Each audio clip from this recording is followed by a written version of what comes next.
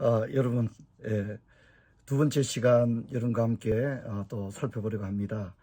첫 번째 시간에는 장로교의 정체성에 대해서 제가 좀 생각을 해봤고요. 직분론을 중심으로.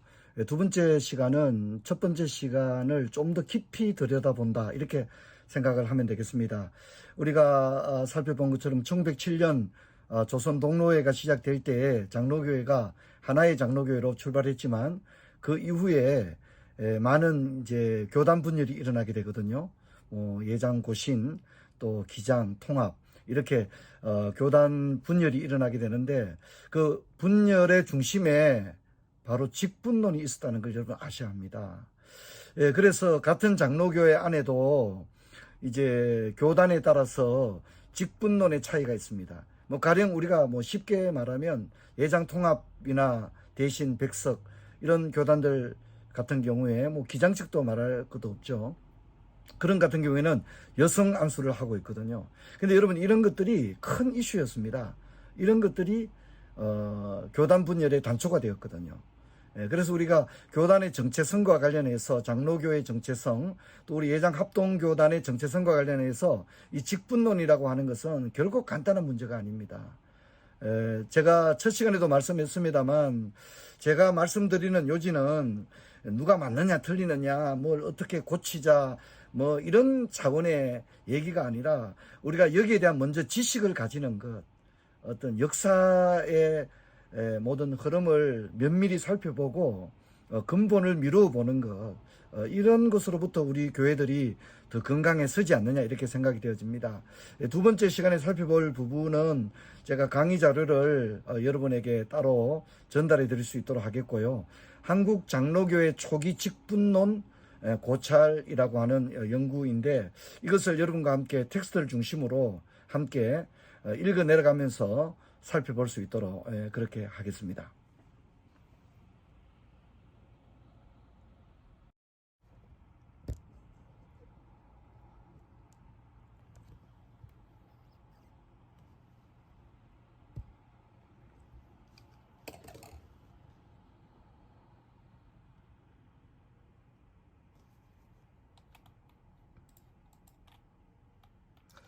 한국교회 초기 직분론을 1891년부터 1934년에 우리 교단의 헌법 변천을 중심으로 제가 한번 한국교회, 한국 장로교회 초기 직분들이 어떻게 시작되어서 어떤 형태로 바뀌어져 왔고, 현대에 이르러서는 이제 각 교단들, 예장, 합동, 통합, 고신, 합신, 이렇게 어떤 식으로 이제 흐름을 갖게 되었느냐를 한번 일괄적으로 살펴보려고 합니다.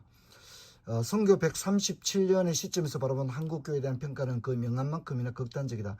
눈부신 교회 성장과 선교의 열정에 비하면 대사회적인 평가는 부정적이다. 그 원인과 분석은 다양하겠지만 일부 교회 지도자들이 일탈과 교직이 가볍게 취급되는 현상이 하나의 원인으로 작용했다고 볼 수 있다. 직분론이 그만큼 가볍게 다루어졌다는 거죠.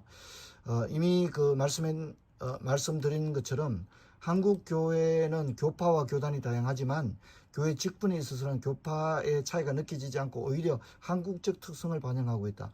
가령 감리교회 건사제도나 오순절의 구역제도의 경우 거의 모든 교회가 수용하고 있고, 장로교회 직분인 장로의 경우도 감리교회, 회중교회, 조합교회에서도 발견되고 있습니다. 이렇게 한국교회는 직분론에 있어서 교파의 신학적 특징을 넘어서서 각 타교파의 교직 제도를 무난하게 수용하고 있습니다. 독일과 영국에서는 국가교회가 발전했고 북미에서는 해중교회가 발전한 것과는 대조적으로 한국교회에서는 장로교회가 안정적으로 자리를 잡았는데, 그러면 왜 한국에서는 장로교회가 이렇게 안정적으로 자리를 잡았느냐? 여러 가지 원인이 있겠지만 초기 장로교 선교사들의 활약에서 그 원인을 찾을 수 있습니다.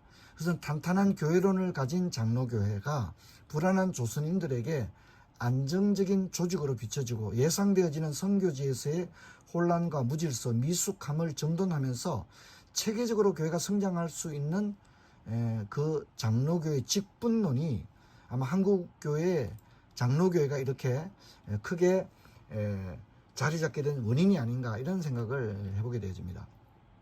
그렇다면 일찍이 직분론이 발전한 장로교의 상황은 어떤가? 가장 먼저 입국한 그것이 미국 북장로교회인데 처음부터 네비우스를 초대해서 선교지의 상황에 맞는 선교 방법론을 채택했고 그 대표적인 예가 서리직분 제도입니다. 서리직분 제도. 북장로교회가 네비우스를 초청해서 한국형 직분론을 도입하는데 그게 바로 뭐 여러분 서리집사 아시죠? 예, 이런 서리직분 제도가 도입된 겁니다. 또 여성들의 활동을 지원하기 위해서 직분론적 제약을 제거했습니다. 제대로 된 지도자가 세워지기까지 시간이 경과하더라도 조직을 미루면서 직분을 까다롭게 세웠다는 게 특징입니다. 그리고 이제 미국 남장로교회, 캐나다 장로교회, 호주 장로교회와 함께 북장로교회가 선교사 공의회를 조직하고 동로회와 조선예수교 장로회 총리를 세우기까지 공교회적인 일치와 연합을 이루었다는 점도 높이 평가할 수 있습니다. 그래서 이제 초기의 직분론이 어땠는가 하는 부분들을 여러분과 함께 구체적으로 좀 살펴보려고 합니다. 한국 장로교는 어떻게 형성되었느냐? 아시아에서 가장 먼저 복음이 들어온 것은 인도입니다. 한국보다 인도가 180년 먼저 들어왔어요. 한국이 인도보다 180년이 늦습니다. 중국보다는 80년이 늦고 인도보다는 30년이 늦게, 일본보다는 30년 늦게 한국에 복음이 들어왔습니다. 한국 선교는 여러분 뭐 잘 아시죠? 1888년 알렌과 85년 언더우드의 출발로 볼 수 있습니다. 그리고 한국 장로교회가 본격적으로 출발한 것은 조선 동로회가 조직된 1907년. 1907년 그럼 우리가 평양 대부흥운동 이렇게 알려져 있지만 1907년은 첫 노회가 만들어진 해다 이렇게 이해를 하면 되겠습니다. 한국 장로교는 초창기부터 미국 북장로교, 남장로교, 캐나다 장로교, 호주 장로교가 함께 선교 활동을 펼쳤고 가장 먼저 선교부를 꾸린 것은 미국 북장로교의 선교부입니다. 84년 알렌이 도착했고 언더우드가 85년에 최초의 목사 선교사로 입국합니다. 그리고 의사 헤론을 포함한 5명이 한국의 첫 선교부를 조직하고 서울, 청주, 안동, 대구, 재령, 평양, 선천, 강계 8지역에 상주를 하게 됩니다. 남장로교회는 북장로교회보다 그 이후에 들어오는데요. 언더우드가 1891년 휴가차 미국에 갔을 때 윤치호와 더불어 한국 선교를 소개했고 언더우드의 친구들, 그의 가족들이 $5,000의 선교 기금을 내놓아서 이눌서와 같은 남장로교회 선교사들이 1982년에 입국을 해서 충청남도와 전라도에서 사역을 하게 되어집니다. 호주 장로교회는 1889년에 데이비스와 그의 여동생 메리 데이비스가 한국에 도착하면서 시작이 되어지고 1891년에 맥키 부부 등 3가정이 입국을 하게 됩니다. 캐나다 장로교는 1898년 게일이 내한하였고 또 언더우드의 요청으로 에비슨이 내한하여 항해도 지역에서 선교를 하게 됩니다. 이렇게 이제 각국의 장로교회는 선교사 공의 시대를 거쳐 동로회와 조선 총회로 이어지는 한국 교회 형성기에 각기 영향을 미칩니다. 특히 한국 선교의 역사를 보면 각 교파 교단이 교계 예양협정이라는 이름으로 지역을 할당해서 선교를 하게 되죠. 교계 예양협정이라는 것은 선교사들이 지역을 분할하는 겁니다. 이제 가장 먼저 왔던 북장로교회가 양보와 희생을 한 거죠. 그래서 남장로교회는 충청도와 전라도에 그렇게 하게 되고 캐나다 장로교회는 원산과 동해안 지역에, 호주 장로교회는 부산과 경남 지역을 선교를 하게 되어집니다. 어쨌든 이렇게 그 각국의 장로교회가 선교사 공회를 통해서 아주 조화롭게 선교를 해나갔다 이렇게 평가를 할 수 있는 거죠. 자, 이제 이런 각기 다른 신학의 정체성을 가진 해외 선교부가 한국 교회의 초기 정치에 영향을 주고받았습니다. 이게 헌법 정치 직분에 드러나는데 그래서 경남과 부산은 호주 장로교회, 전라도는 남장로교회, 항해도는 캐나다, 또 서울, 평양, 영남은 미국 북장로교회가 영향을 지역을 맡게 되고 이것이 향후 교단 형성에까지 영향을 미치게 되고 또 교단의 분열과 합병 과정에서도 민감하게 다루어지게 되어집니다. 자, 이제 본격적으로 한국교회의 초기 직분론을 좀 살펴봤으면 좋겠는데요. 한국교회의 역사를 이제 먼저 그 미국 북장로교회 선교회의 규범과 세칙이 1891년도에 나오는데 여기에서 직분론이 처음 나옵니다.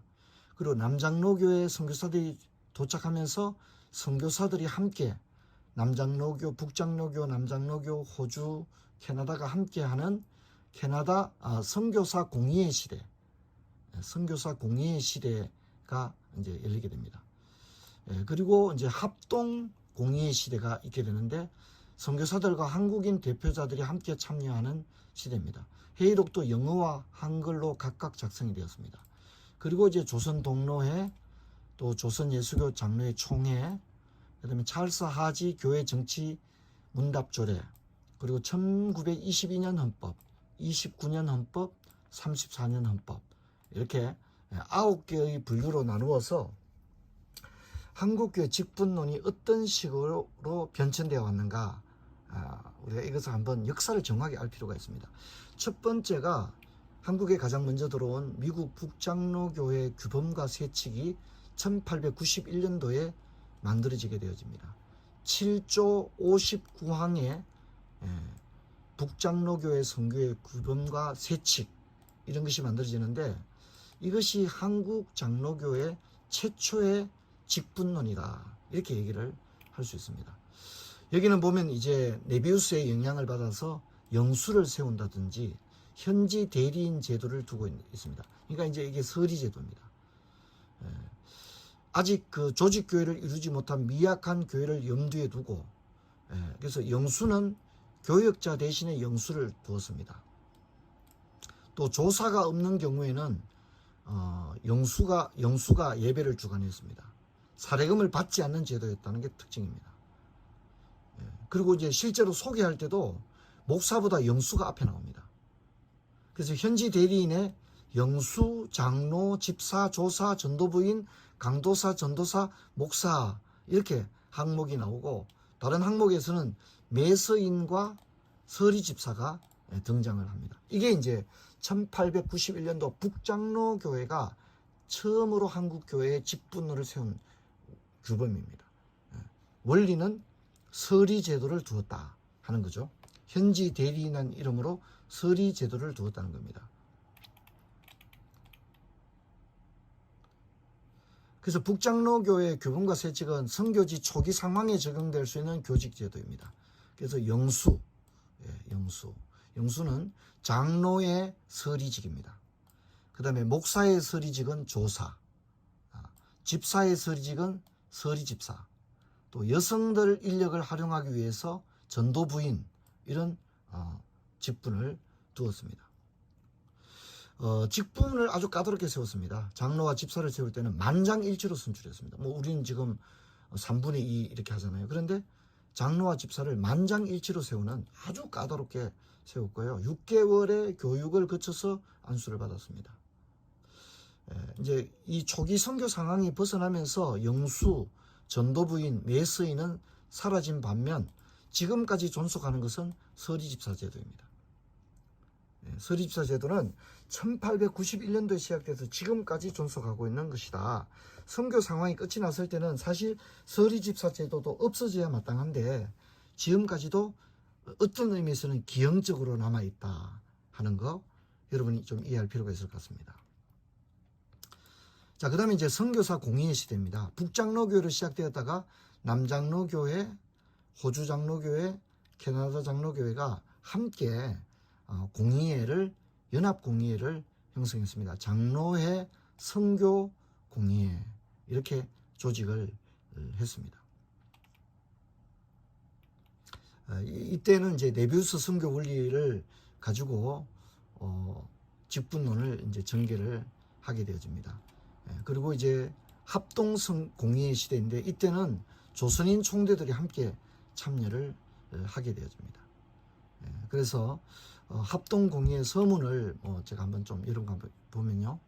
장로교회에 사종의 해명이 있으니 이런 당해요. 차는 지회를 치리하는 목사와 장로로 회집하는 것이요.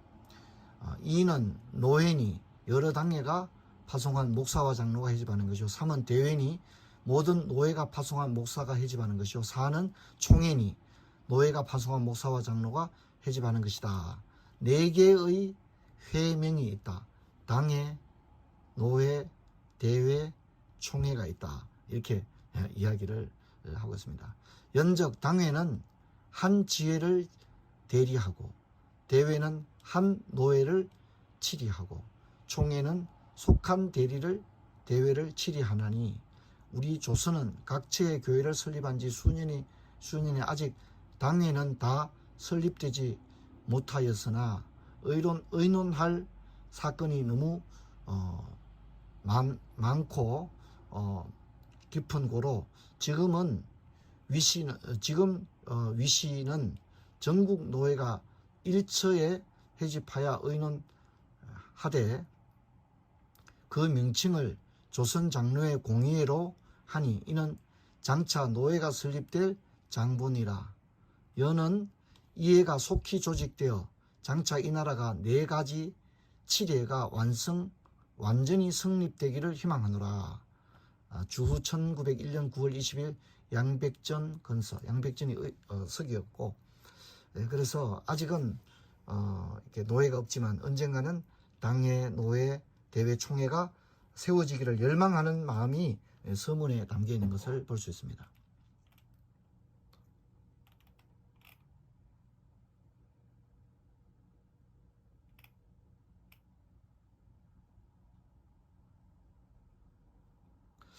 그리고 1903년 제3회 공의회는 국한문 성경보다는 음문을 사용할 걸 결정했고 또 여러 캐나다, 오스트레일리아, 남장로교회, 북장로교회, 조선자유장로회 설립에 관한 청문을 보냈다는 것을 이제 우리가 알 수가 있습니다.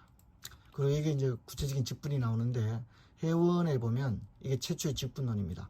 각 장로의 선교사는 남자만 한하니라. 그러하나 권징 사건과 장로 집사 장립과 목사 교육 사건과에 대하여서는 안수로 임직되지 못한 자는 투표권이 없다. 이렇게 얘기합니다. 목사 선교사들만이 회원이었다. 이렇게 얘기를 하고 있죠. 이 각 당에 파송하는 총대 장로 일명식이니 이는 조선어를 사용하는 회에 참여하여 투표권과 기타 권리를 행사하는 것이라고 했고요. 정기 두 모양의 회원 외에 각 공의회 소회에서 파송하는 은근 방언이니 이는 투표권이 없다. 그러니까 은근 방언 회원은 투표권이 없다. 이렇게 이야기를 하고 있습니다.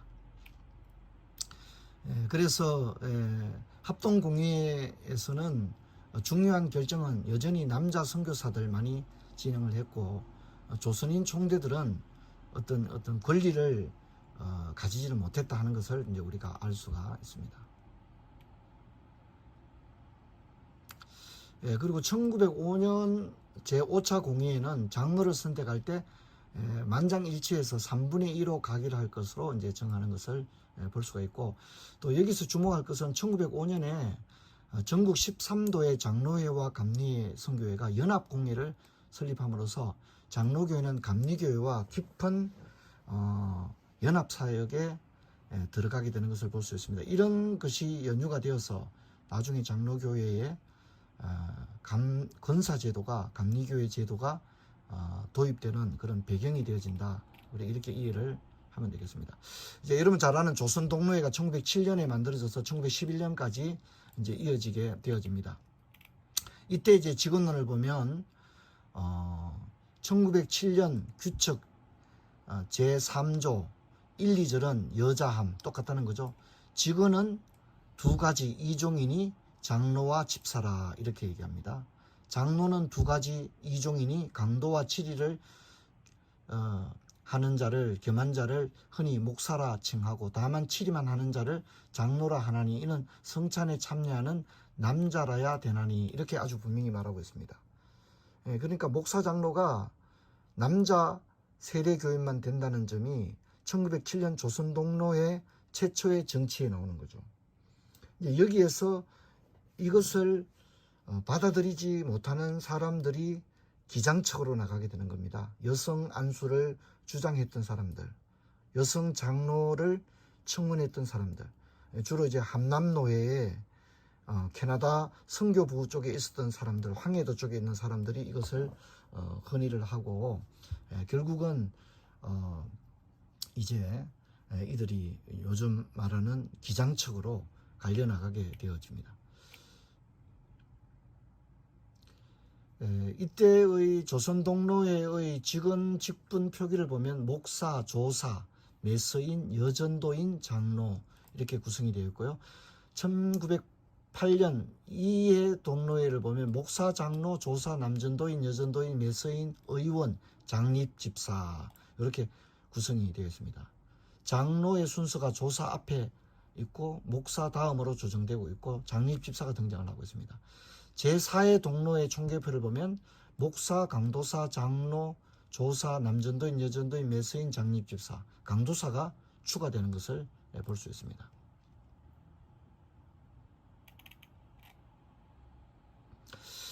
그리고 이제 실제의 대리에서 보고하는 양식을 보면 현실을 반영하고 있는데 각 교회에서 보고하는 별지 양식을 보면 영수가 몇이냐, 여건사가 몇이냐 이렇게 나오고 있습니다. 아직 장로교 제도 안에 건사가 없었지만은 감리교와 장로교회가 연합사업을 많이 하다 보니까 자연스럽게 여건사들이 장로교회도 출석을 하게 된 겁니다. 그러다 보니까 숫자를 카운트할 때 여건사가 몇이냐 이런 것도 실제로는 나오고 있습니다. 그래서 서리 제도 가운데 영수 제도는 1912년 총회 때까지 조선 장로회 총회가 만들어질 때까지 기록에 계속해서 나오고 있고요. 감리교회 연합 운동의 영향으로 감리교회 건사가 장로교회에 출석했다는 것을 알 수가 있습니다. 자, 그리고 이제 1912년에 조선 예수교 총회가 이제 만들어지게 되어집니다. 그리고 이제 여기에 보면 남녀조사가 나오고 있습니다. 남녀조사.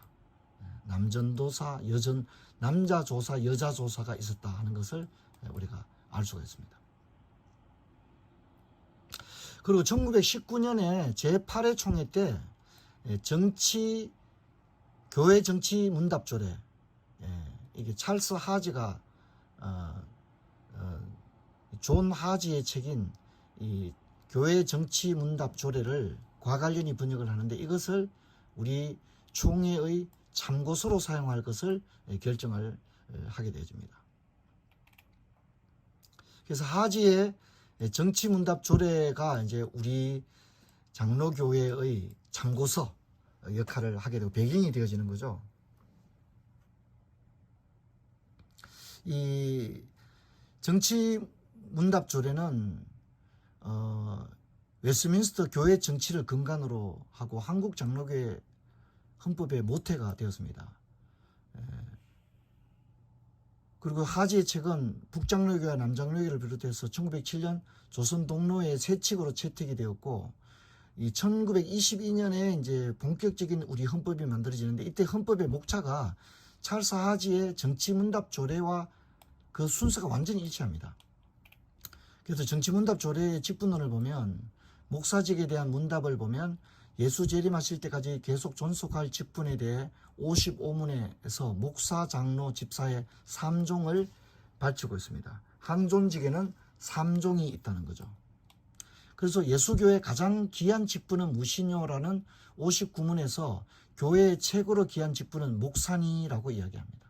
그래서 성경에 그 이름과 직분과 권한과 자격과 상받을 것을 가르쳐 말했다 이렇게 말합니다. 또한 하지는 목사의 명칭을 위임 목사, 전임 목사, 임시 목사, 동사 목사, 원로 목사, 지방 목사, 부목사, 무임 목사, 임용 목사, 피택 목사, 전도 목사, 선교 목사, 관림 목사, 임시 순행 목사, 퇴로 목사로 열거하고 있습니다. 정치문답 조례에서 장로에 대해서는 85문에서 칠이 장로는 무엇이뇨라고 묻고 답하기를 칠이 장로라 하는 것은 목사와 더불어 본교회를 치리하는 자니 성찬에 참여하는 무엄한 남자로 본교회 교인이 투표하여 선정한다 이렇게 이야기하고요. 87문과 88문에서는 목사와 장로는 어떻게 분간되느냐에 대해서 답하기를 목사와 칠이 장로가 분간이 있으니 자격과 택하는 해가 같이 아니하니라. 장로는 목사가 장립하고 목사는 노예가 장립하나니 장로는 당에 관리하에 있고 목사는 노예 관하에 있느니라. 목사를 장립할 때는 장로들이 안수하지 못하고 장로는 성찬과 세례를 베풀지 못하느니라. 이렇게 이야기를 합니다. 그러나 미국 남장로교에서는 목사를 장립할 때 장로들도 안수한다. 이렇게 적고 있고요.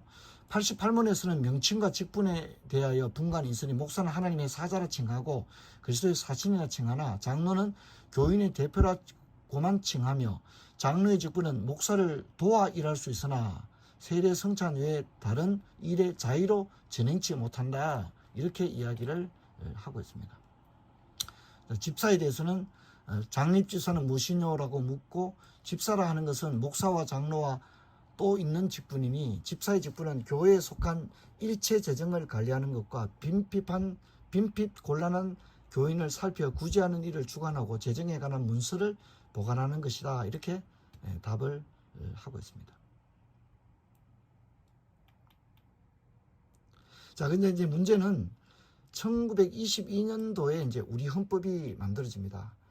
이때 헌법까지만 해도 합동, 통합, 고신 뭐 이게 그냥 그대로 있을 때입니다. 그러니까 1922년 헌법이 최초의 이제 본규직 헌법이 되는데 문제는 1922년의 헌법은 하지의 교회 정치 문답 조례의 목차는 그대로 따르고 있지만 직분론은 미국 북장로 교회가 아닌 미국 남장로 교회의 주장을 반영하고 있다. 우리가 이렇게 분석할 수 있습니다. 과관료는 자신이 소속된 북장로 교회와 자신이 번역한 하지의 책과는 달리 항존 직원을 둘로 보는 미국 북장로 남장로 교회의 입장에 서게 됩니다. 북장로 교회는 항존직을 삼종이라고 말하거든요. 그리고 찰스 하지의 교회 정치 문답 조례를 볼 때도 교회에 항상 있는 직분은 삼종이다 라고 분명히 말하고 있습니다. 하지는 장로를 가리키는 두 용어인 프레스밥트와 엘더를 분명히 구분합니다. 그래서 말씀의 사역자를 최상의 항존직이라고 말하고 그리고 엘더는 평신도로서 교인의 대표자다 이렇게 말하고 목사가 임직할 때는 목사만이 안수하고 장로는 목사 안수에 참여하지 않는다. 그리고 노회 개회 성수 시 목사만 있어도 가능하다 이렇게 해설을 합니다. 그러나 1922년 헌법에는 하지의 문답 조례가 사용되지 않고 오히려 남장로 교회의 정치 원리가 도입되는 걸 볼 수 있습니다. 목사와 선교사의 안수에 참여하는 사람은 목사의 안수가 아닌 노예의 안수함으로 규정을 하고 있습니다. 분명히 목사와 선교사의 안수는 목사의 안수입니다. 그런데 노회의 안수로 이렇게 과관련이 기술을 하게 되죠. 그리고 노회의 계회도 목사 3인 장로 2인으로 규정하는데 과관련은 자신의 목회학에서 목사의 자격을 일컬어 디모데 전서 3장과 한국 장로교 헌법을 인용하기를 27세 된 남자로서 세례받은 후 5년 이상 무험한 자다. 그리고 목사의 임기는 평생이며 또 3, 4, 5년으로 하자는 의견도 있었으나 매 5년마다 신임을 묻는 것도 목사질의 불안정을 초래한다. 그래서 목사는 신임을 묻지 않는 걸로 이렇게 결정이 된 겁니다. 최초의 헌법은 남자만이 목사가 될 수 있다는 것 이것을 아주 분명히 하고 있습니다. 그런데 그 이후에 교단 분열을 통해서 나간 다른 장로교단들은 여성 안수를 주장하면서 이것을 가지고 나가게 되어지죠. 또 1922년 헌법에는 목사의 명칭에 부목사가 등장하지 않습니다. 그리고 1917년 제6회 총회에서 부목사는 유한권이 되었다가 1955년에 비로소 부목사가 처음 등장합니다. 또 헌법에 목사 임기에 대한 헌의안이 있었으나 기각되었고 장로의 명칭이 칠의장로라는 명칭이 이제 사용이 되어집니다. 서리집사 직분은 1922년 헌법에는 서리집사와 조사, 영수에게 재직해온 권리를 줄 수 있으나 항존 직원이 아닌 임시직원으로 규정을 합니다. 여성 직분에 대해서는 여집사를 규정하고 투표가 아닌 자벽 선정의 방법으로 선택을 했습니다.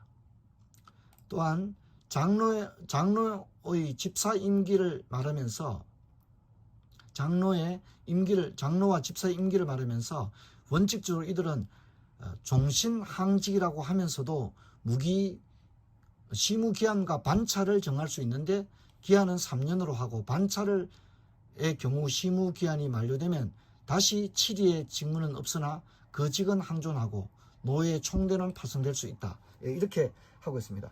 그러니까 이제 일종의 순환제도, 반차제도. 예를 들어서 7년 하고 그만두고 이렇게 되는 이런 반차제도가 있었다는 것을 알 수 있습니다. 그리고 시무기한이라고 하는 것이 처음에는 3년이었습니다. 그리고 나중에 5년, 지금은 7년으로 되어 있습니다. 그리고 우리가 지난 시간에 살펴본 것처럼 신임을 묻느냐 하는 부분이 처음에는 신임을 묻는 것이 강제조항이었다가 나중에 자율조항으로 그렇게 변경되는 것을 볼 수 있습니다. 자, 이상으로 살펴본 1922년의 헌법은 1907년에 간략한 헌법을 규격을 갖춘 헌법으로 완성했고 그 틀이 유지되었다고 평가할 수 있지만 과관련은 미국 북장로교회와 남장로교회의 헌법의 상이성을 극복하였지만 목사의 권위에 대한 혼합적인 입장에 서면서 성경이 가르치는 이 직분의 엄중함을 헌법의 규정으로 구현하는 데는 조금 아쉬움을 드러내었습니다. 그래서 지금도 노회에서 이제 헌법에 대한 논란이 일어날 때 찰스 하지의 교회 정치 문답 조례를 많이 인용을 하거든요. 그런데 실제 이제 우리 헌법과 찰스 하지의 정치 문답 조례는 조금 상이한 부분이 있다는 것을 이제 우리가 이해할 필요가 있습니다. 자, 1929년에 헌법이 또다시 만들어지는데 과관련을 포함한 헌법 수정위원 16인이 제17회 총회에서 수기한 결과 3개 항이 부결되고 나머지가 통과되어집니다. 1929년에 수정헌법에 눈에 띄는 몇 가지를 살펴보면 첫째는 준직원과 임시직원이 신설되었습니다. 안수 없이 임시로 설치하는 직원으로 전도사, 전도인, 영수, 남녀 서리집사가 포함되고 준직원에는 강도사, 후보생에는 교회 직원의 이름을 올리게 됩니다. 이 수정헌법은 교회가 성장해 감에 따라 현장에서 일어난 여러 가지 상황을 헌법 안에 수용한 것으로 보여집니다. 특히 당회의 허락으로 여전도인에게 강도권을 주는 것이 허락이 되었습니다.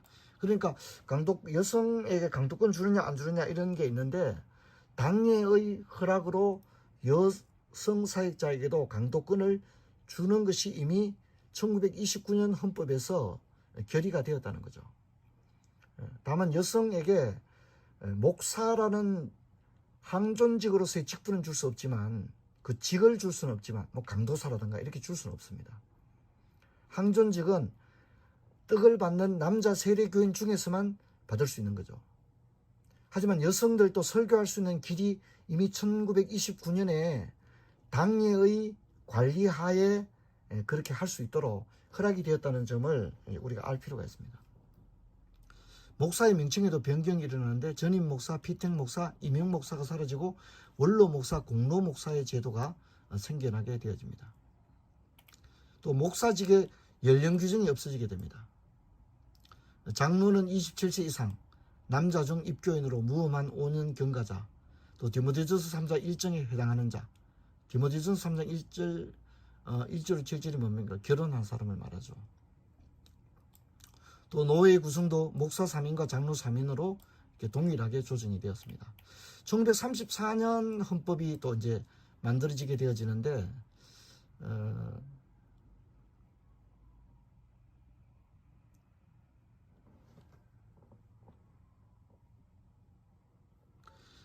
이후의 직분을 보면 장로가 총회장이 되나 당회장이 못 되는 이유에 대하여 부득이한 경우는 당회장이 될 수 있고 안수급 축복 기도를 장로가 못하는 것은 성경 중 사도에 행한 것으로 목사가 그 특권을 전수하여 금일까지 거행한다.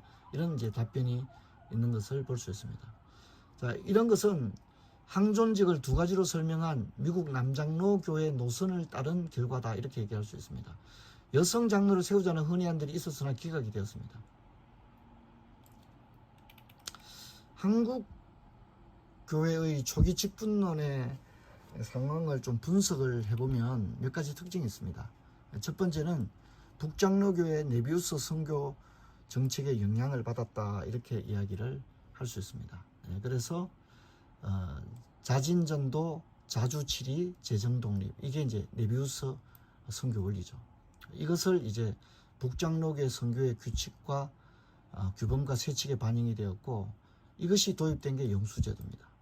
서리제도, 제가 이게 도입이 됐다고 그랬죠. 당시에 이제 네비우스 원리를 보면 성경 연구는 반드시 여러 사람이 함께한다. 지역 선교를 피차 합의하여 분할해서 전도한다. 자립 선교, 곧 신자 한 사람이 한 사람에게 다른 사람의 성경 교사가 된다. 자립 보급, 모든 교회 건물은 교인들에 의해서만 마련되고 조직되며 전도인의 봉급은 자립적으로 지급한다. 모든 종교 서적은 외국말을 조금도 쓰지 않고 순 한국말로 쓰도록 한다. 이런 것이 이제 네비우스 선교 원리가 적용된 것입니다. 최초의 목사 선교사로 입국한 언더우드와 과관련의 영향을 많이 받았다. 제가 그렇게 얘기해요. 과관련이 언더우드가 남장로교회 선교사를 한국으로 들어오는데 산파 역할을 했다고 그랬죠. 그리고 과관련은 북장로교회 선교사지만 헌법을 만들 때는 남장로교회 정치 원리를 많이 가져왔습니다. 대표적인 것이 항존직을 3종으로 말하는 게 북장로교회인데 2종으로 말하는 남장로교회 방식을 1922년 헌법에 도입을 하게 됩니다. 정치문답 조례에는 보면 항존직은 3종이라고 분명히 말하고 있는데, 과관련은 1922년 헌법에서 2종, 즉 남장로교회 방식을 가져와서 장로와 집사가 있다, 이렇게 말하고, 장로에는 두 반이 있다, 목사와 장로가 있다, 이렇게 이런 방식을 가져오게 되었습니다. 하지만 한국교회 상황을 보게 되면 여전히 목사 안수 때는 목사들만 안수를 하죠. 남장로교회 방식이 아닌 북장로교회 방식을 쓰죠. 그리고 당회나 노회나 총회장은 누가 합니까? 목사가 하지 않습니까? 이건 북장로교회 방식입니다. 근데 남장로교회는 장로도 노회장과 총회장을 하거든요. 근데 우리는 북장로교회 방식을 따르고 있습니다. 그러니까 무슨 얘기냐면, 현장에서는 북장로교회의 정서가 지금 있습니다. 우리 합동교단에. 그런데 명문화된 헌법은 남장로교회 방식이 많이 들어와 있다는 거죠. 여러분, 이런 그 상황을 우리가 이해할 필요가 있습니다. 제가 다, 그리고 이제 장로교회와 감리교회가 연합사업에 영향을 받았다는 얘기를 했죠. 그래서 권사제도가 도입되는 것을 볼 수가 있습니다. 그리고 교회가 성장하고 체계화된 이후에도 서리제도를 정리하지 못해서 아직까지도 서리제도가 그대로 존속하는 것을 볼 수 있습니다. 목사직에 대한 이해와 진술이 현장의 이해와 상이점을 해소하지 못했다. 이건 제가 설명했죠. 현장에는 북장로교의 정서가 있는데 명문화된 헌법은 남장로교의 방식으로 수술되었다. 제가 이제 그렇게 말씀을 드렸습니다. 우리 교단의 직분론에 대해서는 좀 이런 이해가 조금 필요한 것 같아요. 이런 이해를 가지고 우리가 올바르게 가져갈 필요가 있습니다. 제가 몇 가지 제안을 보게 되면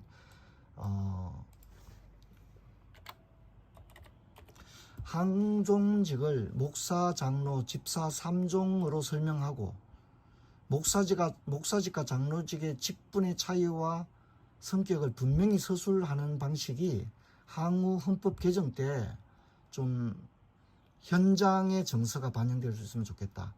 그러니까 제가 말씀드린 것은 찰스 하지의 교회 정치 문답 조례 방식이 서술될 필요가 있다고 생각됩니다. 또 서리제도, 원로제도, 정경제도, 명예제도는 좀 정비할 필요가 있다고 생각됩니다. 또 여성사역자에 대한 사역의 범위와 권한을 명쾌하게 기술할 필요가 있다고 생각됩니다. 또 헌법에 없는 정경이라 불리는 이런 직함들의 사용은 장로교의 원리와 맞지 않기 때문에 이런 것들에 대한 정리가 좀 필요치 않느냐, 이런 생각을 하게 되어집니다.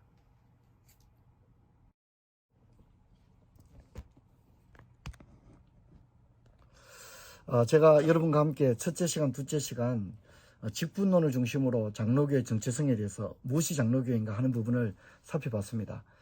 무엇이 맞느냐 틀리느냐, 무엇을 뜯어 고치느냐, 뭐 그런 것을 말씀드리는 게 아니라 1907년부터 더 빠르면 1891년부터 북장로교회 선교사가 언더우드가 들어왔을 때부터 어떻게 직분이 변천되어 왔는가, 그리고 지금은 어떤 모습으로 남아있느냐 하는 부분들을 역사를 통해서 충분히 살펴볼 수 있는 계기가 되지 않았느냐, 이런 생각을 하게 됩니다. 아무쪼록 여러분에게 장로교회와 직분론을 이해하는데 제 강의가 도움이 되었기를 바랍니다. 여러분 수고하셨습니다. 감사합니다.